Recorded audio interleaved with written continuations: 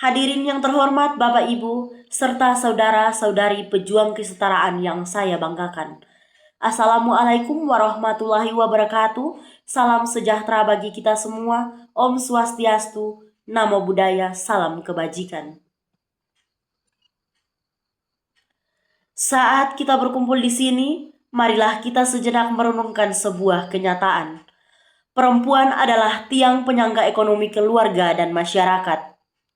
Namun, jutaan perempuan, terutama mereka yang berada dalam kategori rentan, misalnya penyintas bencana, kepala rumah tangga tunggal, atau perempuan difabel, masih menghadapi jurang ketidaksetaraan yang menghambat potensi mereka.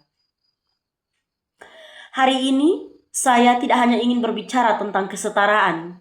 Saya ingin berbicara tentang aksi nyata yang kita sebut kewirausahaan berspektif gender sebagai kunci untuk membuka pintu kemandirian ekonomi bagi perempuan rentan. Ini bukan sekedar tentang memberi modal, ini tentang memberi kuasa atau power dan mengembalikan martabat. Kita harus mengakui bahwa jalan yang dilalui seorang pengusaha laki-laki berbeda dengan pengusaha perempuan, apalagi perempuan rentan. Kewirausahaan yang netral gender tidak akan cukup, kita memerlukan pendekatan yang sensitif terhadap gender. Perspektif gender berarti kita memahami bahwa hambatan mereka seringkali berlapis. Hambatan domestik, beban ganda pekerjaan rumah tangga, dan pengasuhan yang tidak terbagi adil. Hambatan akses keterbatasan, akses terhadap modal, pelatihan, dan jaringan pasar karena bias sosial atau struktural. Hambatan keamanan risiko kekerasan atau pelecehan saat beraktivitas di luar rumah. Oleh karena itu, program pemberdayaan kita harus memberikan fleksibilitas waktu dan tempat pelatihan agar sesuai dengan peran domestik mereka. Menyediakan pendampingan psikososial untuk membangun kepercayaan diri, menciptakan akses modal yang inklusif tanpa persyaratan yang diskriminatif. Kewirausahaan adalah jembatan menuju kemandirian. Ketika seorang perempuan rentan memiliki usahanya sendiri, dampak yang dihasilkan melampaui sekadar angka pemasukan.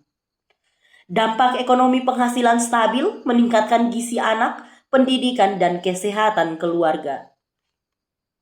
Dampak sosial peningkatan suara atau voice perempuan dalam pengambilan keputusan di rumah dan komunitas. Ia menjadi panutan dan agen perubahan. Dampak politik atau mikro, pemberdayaan ekonomi adalah vaksin terbaik melawan kerentanan, eksploitasi, dan bahkan kekerasan berbasis gender. Kita tidak sedang menciptakan pengusaha biasa. Kita sedang mencetak pemimpin ekonomi dari akar rumput. Kepada Bapak Ibu pembuat kebijakan, mari kita alokasikan anggaran yang spesifik gender untuk program kewirausahaan. Kepada organisasi dan LSM, mari kita perkuat kolaborasi antar sektor untuk menyediakan pelatihan hard skill seperti manajemen dan digitalisasi dan soft skill seperti negosiasi dan kepemimpinan. Kepada seluruh masyarakat, mari kita jadikan produk dan jasa yang dihasilkan perempuan rentan sebagai pilihan utama dalam konsumsi kita. Mari kita bangun ekosistem yang mendukung, bukan yang menghakimi. Hadirin sekalian, pemberdayaan ekonomi perempuan rentan melalui kewirausahaan berspektif gender bukan sekedar program amal. Ini adalah investasi strategis dalam pembangunan bangsa yang lebih adil dan kuat. Jika kita berhasil memberdayak satu perempuan, kita tidak hanya menyejahterakan satu keluarga, tapi kita juga memperkuat satu komunitas. Pada akhirnya, kita memperbaiki dunia ini sehelai demi sehelai.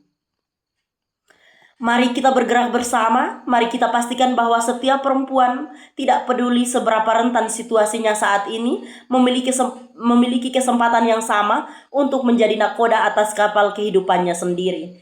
Terima kasih, mari wujudkan kesetaraan, mari wujudkan kemandirian, salam pemberdayaan.